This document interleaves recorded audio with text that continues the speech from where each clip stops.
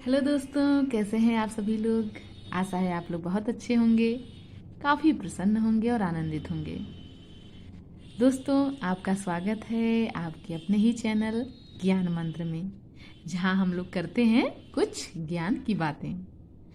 दोस्तों, आज 20 मार्च है और आज अंतर्राष्ट्रीय प्रसन्नता दिवस भी है। तो आज का दिन बहुत खास है क्योंकि आज प्रसन्नता दिवस है। क्योंकि हमें जीवन में प्रसन्न रहना बहुत ज़रूरी है, तभी हम अपने जीवन में किसी लक्ष्य को पा सकते हैं, एक सुंदर जीवन जी सकते हैं। सारी चीज़ें जीवन में प्रसन्नता पर निर्भर हैं। संयुक्त राष्ट्र और गैर लाभकारी समूह एक्शन फॉर हैप्पीनेस मिलकर हर वर्ष अंतर्राष्ट्रीय प्रसन्नता दिवस मनाने का आह्वान करते हैं। यह एक वैश्विक आंदोलन है जिसका अंतिम लक्ष्य यह जागरूकता फैलाना है कि मानव जाति की प्रगति आर्थिक विकास को प्रोत्साहन करने में नहीं बल्कि खुशी में छिपी है। पर यह खुशी तब मिलेगी जब यह हमारे भीतर घटित होगी। यदि दुनिया की समस्याओं को लेकर चिंता कर रहे हैं तो सबसे पहली चीज आपको यह करनी चाहिए कि खुद को एक खुश मिजाज प्राणी में रूपांतरित कर दें। बस इतना करते ही खुशी की चिड़िया आपके कंधे पर बैठेगी और आप उसके साथ मिलकर गीत गाते रहेंगे, और वो भी गीत खुशी के होंगे। तो दोस्तों, चलिए इन्हीं सब बातों के साथ हम लोग शुरू करते हैं। आज हम लोग पढ़ना स्टार्ट करेंगे हिस्ट्री। जैसा कि मैंने बताया है आप लोगों को कि मैं इतिहास विषय मेरा रहा है और मैं इतिहास विषय को ही पढ़ाऊंगी, जिसमें आज का लेसन जो है, पहला लेसन है। यह बुक जो है वो घटना चक्र की बुक है और यह पहला लेसन आपका प्राचीन भारत का इतिहास पाषाण काल से शुरू होता है। ये देखिए दोस्तों, पाषाण काल। तो पाषाण काल से संबंधित जो क्वेश्चन है उसको हम लोग पढ़ेंगे, उसकी व्याख्या को पढ़ेंगे और पूरी अच्छे तरीके से इन प्रश्नों को हल किया जाएगा। तो चलिए स्टार्ट करते हैं। रॉबर्ट ब्रूस फूट थे एक। तो क्या थे रॉबर्ट ब्रूस फूट? ये भूगर्भ वैज्ञानिक भी थे और पुरातत्वविद भी थे। तो यह ऑप्शन दे दिया है, दोनों ऑप्शन दे दिया है, एक ऑप्शन देना चाहिए था, तो इसीलिए यहाँ पर ए और बी दोनों दिया हुआ है। चलिए व्याख्या भी पढ़ते हैं क्योंकि व्याख्या भी बहुत महत्वपूर्ण होती है। इनसाइक्लोपीडिया ब्रिटानिका के अनुसार रॉबर्ट ब्रूस फूट ब्रिटिश भूगर्भ वैज्ञानिक और पुरातत्वविद थे। देखिए यहाँ पर भूगर्भ वैज्ञानिक और पुरातत्वविद दिया हुआ है। जियोलॉजिकल सर्वे से संबद्ध रॉबर्ट ब्रूस फूट ने 1863 ईस्वी में पाषाणकालीन बस्तियों के अन्वेषण की शुरुआत की। अतः स्पष्ट है कि इस प्रश्न का उत्तर ए और बी दोनों हो सकता है। तो रॉबर्ट ब्रूस फूट ने 1863 में भारत में पाषाणकालीन बस्तियों की खोज की। यह भी प्रश्न पूछा जाता है बार बार। और रॉबर्ट ब्रूस फूट जो हैं वो भूगर्भ वैज्ञानिक थे और क्या थे? पुरातत्वविद थे। तो ये दो क्वेश्चन जो है इसमें से आने की संभावना बनी रहती है। कोपेनहेगन संग्रहालय की सामग्री से पाषाण, कांस्य और लौह युग का त्रियुगीन विभाजन किया था किसने? तो कोपेनहेगन यह संग्रहालय है। तो संग्रहालय में जो सामग्री होती हैं तो उसमें पाषाण, कांस्य और लौह युग का त्रियुगी विभाजन किसने किया? तो वह विभाजन किया है थॉमसन ने। तो बहुत महत्वपूर्ण प्रश्न है ये। इसकी व्याख्या देखते हैं। डेनमार्क के कोपेनहेगन संग्रहालय में 1818 और 1820 में एक आयोग की रिपोर्ट के अनुसार सामग्री के आधार पर पाषाण, कांस्य और लौह युग का त्रियुगीन विभाजन क्रिश्चियन जर्गेनसन थॉमसन ने किया था। यद्यपि थॉमसन ने 1836 ईस्वी में इसी वर्गीकरण के अनुसार संग्रहालय की वस्तुओं का विवरण प्रकाशित किया था। 1836 की यह घटना रही। तो थॉमसन ने किया है पाषाण, कांस्य और लौह युग का त्रियुगीन विभाजन। तीसरा क्वेश्चन है कि उत्खनित प्रमाणों के अनुसार पशुपालन का प्रारंभ कब हुआ था। तो पशुपालन का प्रारंभ तो बहुत इजी क्वेश्चन है, ये मध्य पाषाण काल में शुरू हुआ था। कब शुरू हुआ था? मध्य पाषाण काल में। क्या? पशुपालन का प्रारंभ। व्याख्या देखते हैं। मध्य पाषाण काल के अंतिम चरण में पशुपालन के साक्ष्य प्राप्त होने लगते हैं। कब? मध्य पाषाण काल के अंतिम चरण में। ऐसे पशुपालन के साक्ष्य भारत में आदमगढ़ तथा बागोर से मिले हैं। तो ये बार बार क्वेश्चन पूछा जाता है कि पशुपालन के साक्ष्य कहाँ से मिलते हैं। तो पशुपालन के साक्ष्य आदमगढ़ से और बागोर से मिलते हैं।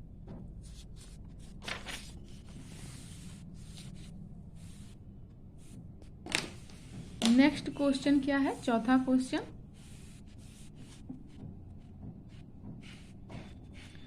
मध्य पाषाणिक प्रसंग में पशुपालन के प्रमाण जहां मिले वह स्थान कौन सा है?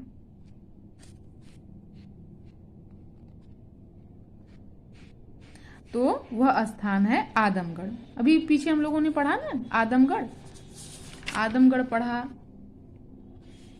और क्या पढ़ा? बागोर पढ़ा। तो आदमगढ़ और बागोर ये पीछे ही दिया हुआ था, वही क्वेश्चन फिर से रिपीट किया हुआ है। निम्नलिखित में से किस स्थल से हड्डी के उपकरण प्राप्त हुए हैं? तो हड्डी के उपकरण कहाँ से प्राप्त हुए हैं? दो जगह से प्राप्त हुए हैं। एक तो महदहा से प्राप्त हुआ है और दूसरा सराय नाहर राय से प्राप्त हुआ है। महदहा और सराय नाहर राय से हड्डी के उपकरण प्राप्त हुए हैं। इसकी व्याख्या देखते हैं। मध्य पाषाण कालीन महदहा से बड़ी मात्रा में हड्डी एवं सींग निर्मित उपकरण प्राप्त हुए हैं। जी.आर. शर्मा महदहा में 3 क्षेत्रों का उल्लेख करते हैं, जो झील क्षेत्र, बूचड़खाना, संकुल क्षेत्र एवं कब्रिस्तान निवास क्षेत्र में बटा था। बूचड़खाना संकुल क्षेत्र से ही हड्डी एवं सींग निर्मित उपकरण एवं आभूषण बड़े पैमाने पर पाए गए हैं। सराय नाहर राय से भी अल्प मात्रा में हड्डी के उपकरण मिले हैं। तो बहुत अच्छे तरीके से इसमें प्रश्न दिया हुआ है और इन्हीं प्रश्नों को कई बार रिवीजन करके, बार बार इसकी प्रैक्टिस करके ये प्रश्न हमें एकदम कंठस्थ हो जाएंगे और जो कि हमारे एग्जाम के लिए बहुत महत्वपूर्ण है। तो दोस्तों इसको खूब मन से इसको पढ़ा जाए और इस व्याख्या को अच्छे तरीके से समझा जाए तो लक्ष्य हमारे कब्जे में होगा। नेक्स्ट क्वेश्चन क्या है? हड्डी से निर्मित आभूषण भारत में मध्य पाषाण काल के संदर्भ में प्राप्त हुए हैं। तो वही प्रश्न देखिए फिर दिया हुआ है, सराय नाहर राय से और महदहा से क्या मिला है? हड्डी से निर्मित आभूषण। और एक और क्वेश्चन इसमें बनता है कि ये जो सराय नाहर राय है और महदहा है ये किस काल के स्थल हैं? तो ये मध्य पाषाण कालीन स्थल है। ये भी क्वेश्चन पूछा जाता है बार बार कि मध्य पाषाण कालीन स्थल कौन कौन से हैं, तो उसमें से चूज करना होगा। तो एक सराय नाहर राय हो गया, एक महदहा, इतना तो कम से कम याद हो गया। नेक्स्ट क्वेश्चन है, एक ही कब्र से 3 मानव कंकाल निकले हैं। एक कब्र से 3 मानव कंकाल, तो यह जगह है दमदमा। एक कब्र है और उसमें से 3 मानव कंकाल निकल रहे हैं, तो वह स्थल है दमदमा। ये भी क्वेश्चन बहुत इंपॉर्टेंट है। सारे क्वेश्चन पूछे हुए हैं और पूछे हुए क्वेश्चन पूरी संभावना होती है रिपीट करने की। तो इतने ही क्वेश्चन यदि याद हो जाएं तो कोई भी एग्जाम क्लियर हो जाए, पर हाँ कॉन्सेप्ट क्लियर होना चाहिए। इसकी व्याख्या देखते हैं। मध्य गंगा घाटी के प्रतापगढ़ जिले में स्थित सराय नाहर राय, महदहा और दमदमा का उत्खनन हुआ है। प्रतापगढ़ जिले में दमदमा में लगातार 5 वर्षों तक किए गए उत्खनन के फलस्वरूप पश्चिमी तथा मध्यवर्ती क्षेत्रों से कुल मिलाकर 41 मानव समाधान ज्ञात हुए हैं। इन समाधानों में से 5 समाधान युग्म समाधान हैं और एक समाधान में 3 मानव कंकाल एक साथ दफनाए हुए मिले हैं। शेष समाधानों में एक एक कंकाल मिले हैं। तो ये हो गई व्याख्या। नेक्स्ट क्वेश्चन क्या है? नेक्स्ट क्वेश्चन है 8वां क्वेश्चन है कि खाद्यान्नों की कृषि सर्वप्रथम प्रारंभ हुई थी कब? तो खाद्यान्नों की कृषि जो है सबसे पहले नवपाषाण काल में शुरू हुई। नवपाषाण काल में ही तो खेती करना सीखा मानव ने, झोपड़ियां बनाना शुरू किया और पहिए का आविष्कार हुआ। तो धीरे धीरे मानव जो है नवपाषाण काल में कुछ बेहतर जो है करने की स्थिति में हो गया था। तो खाद्यान्नों का उत्पादन सर्वप्रथम नवपाषाण काल में हुआ। यही वह समय है जब मनुष्य कृषि कर्म से परिचित हुआ। भारत में मानव का सर्वप्रथम साक्ष्य कहाँ मिलता है? बहुत अच्छा क्वेश्चन है ये कि मानव का सर्वप्रथम साक्ष्य कहाँ से मिलता है। तो वह साक्ष्य मिलता है नर्मदा घाटी से। नर्मदा घाटी। व्याख्या देखते हैं। भारत में मानव का सर्वप्रथम साक्ष्य मध्य प्रदेश के पश्चिमी नर्मदा क्षेत्र में अवस्थित हथनौरा नामक पुरास्थल से प्राप्त हुआ।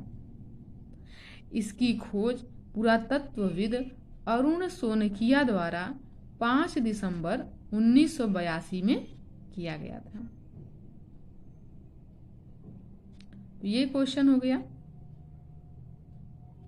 नर्मदा नदी घाटी में, ये प्रश्न एकदम याद होना चाहिए।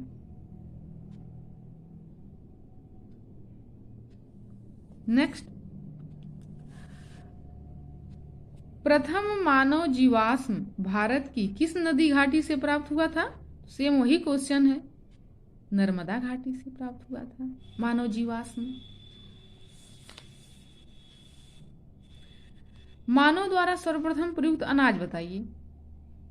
तो मानव द्वारा सर्वप्रथम प्रयुक्त अनाज जो है वह है जौ। इसकी व्याख्या देखते हैं। आधुनिक मानव समाज द्वारा मुख्य रूप से 8 खाद्य अनाजों का उपभोग किया गया है। कौन कौन से हैं? जौ, गेहूं, चावल, मक्का, बाजरा, सोरगम, राई, जई। अनाजों के पौधे विभिन्न क्षेत्रों में जंगली घास के रूप में विद्यमान थे, जिन्हें बीजों के रूप में अलग अलग क्षेत्र में अलग अलग समय पर मानव ने उगाया। वैश्विक दृष्टि से देखा जाए तो सर्वप्रथम जौ ईसा पूर्व के आसपास भूमध्य सागर एवं ईरान के मध्य स्थित पश्चिमी एशिया के देश में मानव द्वारा उगाया गया। बाद में लगभग इन्हीं क्षेत्रों में 8000 ईसा पूर्व के आसपास ही गेहूं भी उगाया जाने लगा। तो ये सब जो है मानव द्वारा सर्वप्रथम प्रयुक्त अनाज की बात अगर की जाए तो जौ।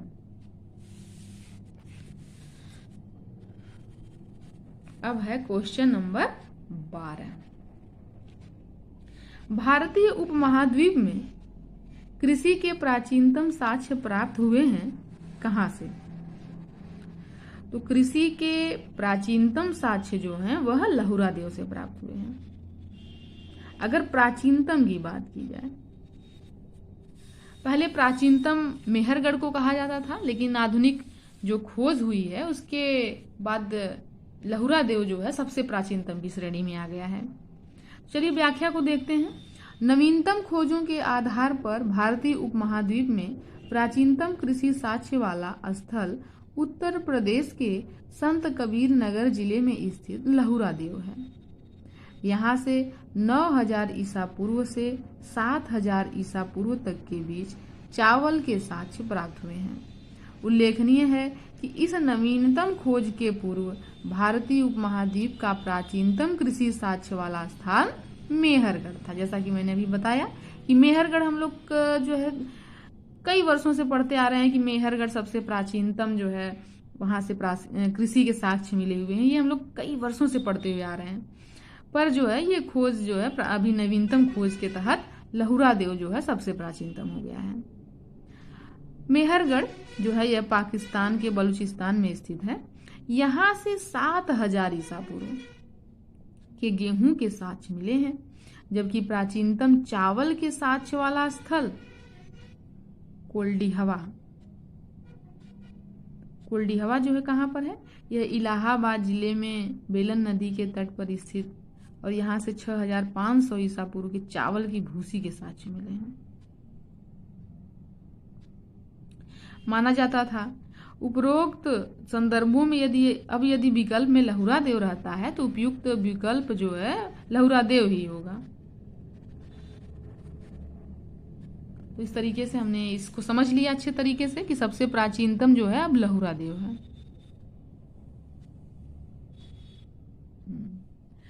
भारतीय उपमहाद्वीप में कृषि के प्राचीनतम साक्ष्य प्राप्त हुए हैं। तो अब देखिए इसमें लहुरा देव नहीं दिया हुआ है, मेहरगढ़ दिया हुआ। अब कोल्डिहवा जो है वो मेहरगढ़ से नया है, तो इसलिए सबसे प्राचीनतम मेहरगढ़ को कहा जाएगा क्योंकि ये 7000 ईसा पूर्व में है।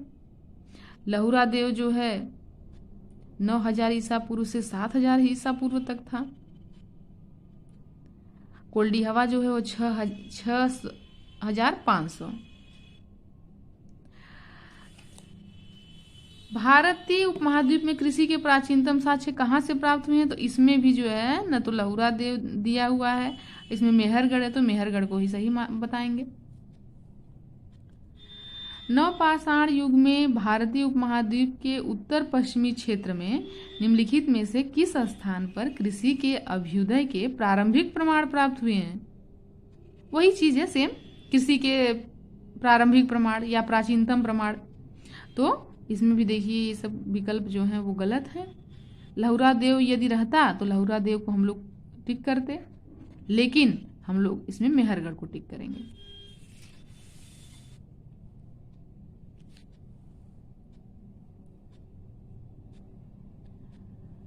भारत में पशुपालन एवं कृषि के प्राचीनतम साक्ष्य प्राप्त हुए हैं। फिर वही क्वेश्चन सेम है, तो मेहरगढ़ से। उस स्थल का नाम बताइए जहां से प्राचीनतम अस्थायी जीवन के प्रमाण मिले हैं। तब भी आंसर मेहरगढ़ ही है अस्थायी जीवन के मामले में, तो आंसर मेहरगढ़। यही दिया हुआ है कि मेहरगढ़ से मिला है, जिसकी प्रामाणिक तिथि 7वीं शताब्दी ईसा पूर्व है, जबकि किली गुल मोहम्मद एवं कालीबंगा की प्राचीनतम तिथि 3500 है। अतः विकल्प डी ही सही होगा, मतलब मेहरगढ़।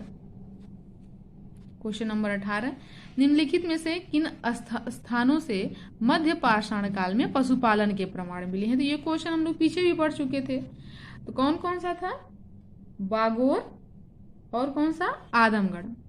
आदमगढ़ और बागोर। मध्य पाषाण काल से पशुपालन के साक्ष्य प्राप्त होने लगते हैं। कब से?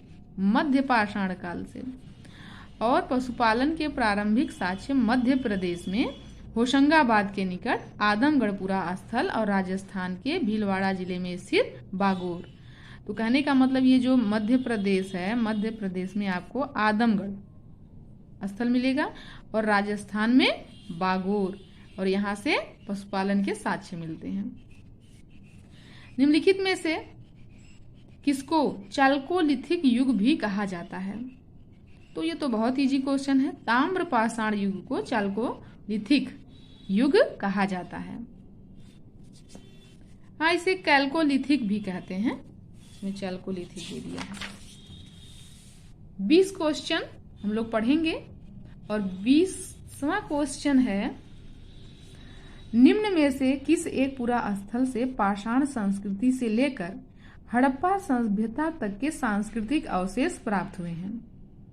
तो वह स्थल कौन सा है जहां से पाषाण संस्कृति से लेकर हड़प्पा सभ्यता तक के सांस्कृतिक अवशेष? ठीक, तो वह स्थल है मेहरगढ़। तो बलूचिस्तान में स्थित सबसे महत्वपूर्ण प्रश्न यह भी बनता है कि मेहरगढ़ कहाँ स्थित है?